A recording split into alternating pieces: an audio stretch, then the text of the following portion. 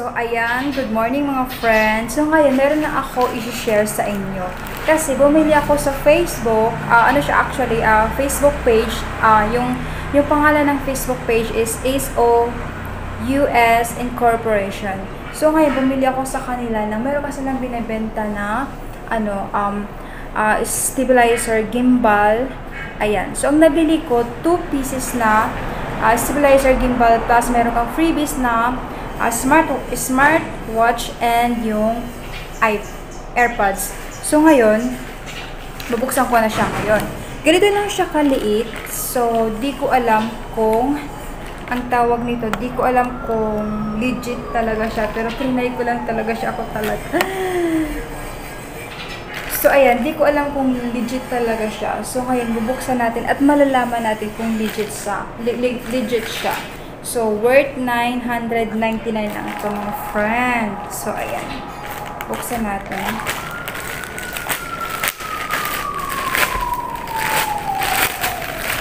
So, ayan. Ganito na siya. Ganito lang siya kaliit.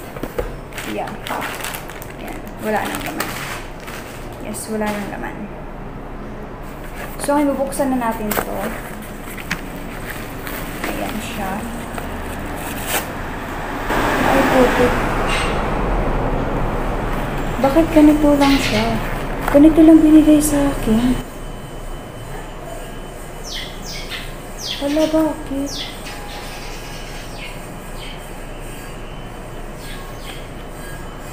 Binigay sa akin na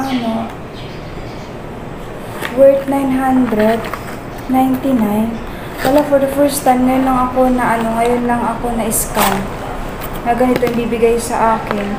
Worth $999. Stabilizer daw siya. Pero ang binigay sa akin, worth 25 pesos na cellphone stand. Oh my gosh, bakit may mga taong ganito? Oh my gosh. Friend, medyo nanlulumo ako ngayon kasi na-scam ako for the first time kung bumibili sa online shop. Ngayon lang ako na-scam. Oh my gosh, nakakaloka. Hindi lang ako yung na-scam, marami din na na-scam. Marami akong na-chat din na bumili sila na ang binili nila is stabilizer, gimbal, pero ang binigay sa kanila, ganito lang, cellphone stand. Yan, cellphone stand na worth 25 pesos lang ito. Alam ko kasi ito kasi binibenta ko rin kasi ito. So, 25 pesos lang yan siya. Ito yung cellphone stand na binubuo. Yan. Yan, binubuo lang yan siya. So, ganyan yan siya. So, nakakapanglo mo kasi may mga tao talaga na ganun. Hindi na sila maghanap buhay ng fair ba? Bakit nila gagawin namang isa man lamang sa kapwa nila? Diba? Good morning po. So, ayan. So, yung mga, mayroon kasing dumaan na si kuya. So, nakakaloka yung mga ganyang tao. Ang inaano ko lang sa ganito, isipin ko na lang na hindi na lang ito makaka-apekto sa akin. Kasi pag like for example na isipin ko na dadamdamin ko, titibtibin ko, mas lala akong ma-stress, ma-depress, hindi ko na lang yun iisipin. Like, kung may pinagdadaanan siya sa buhay kung bakit siya ginagawa to, abuloy ko na lang sa kanya. Bahala siya. Anyway, yung mga ganyang tao, hindi yan magtatagumpay sa buhay nila. Ever, hindi yan magtatagumpay hanggang sa anak-anakan nila. Yes, hindi yan sila magtatagumpay kasi nangiisa sila, nanlalamang sila sa kapwa nila. Like, hindi naman yung maganda yung gagaling mo yung kapwa mo. Like, umaasa yung tao na binentahan mo na mabibigyan mo sila kung ano yung in-offer mo. Tapos, kahuli-hulihan is ibibigay mo sa kanila is not worth it sa pera na binigay sa'yo. Hindi naman kasi yun fair. Magtrabaho ka naman, kuyang seller. Magtrabaho ka naman. Kung gusto mong kumita ng malaking pera, magtrabaho ka, magpanat ng buto ka dyan. Huwag yung mga scam ka ng mga tao. Kawawa naman yung mga taong nagbigay sa'yo ng pera na pinagtrabahuan nila ng 1,000 yun, kuya. Ang tawag nito, 2 araw yun, pinagtrabuhuan ng isang tao. Lalo po sa panong scam mo, estudyante, allowance na yun ng isang linggo. Magugutom yung taong yun.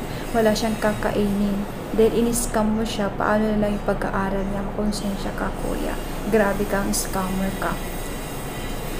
So, yun, ang naisip ko lang ngayon is, sa'yo na yan, 1,000 na yan, haha.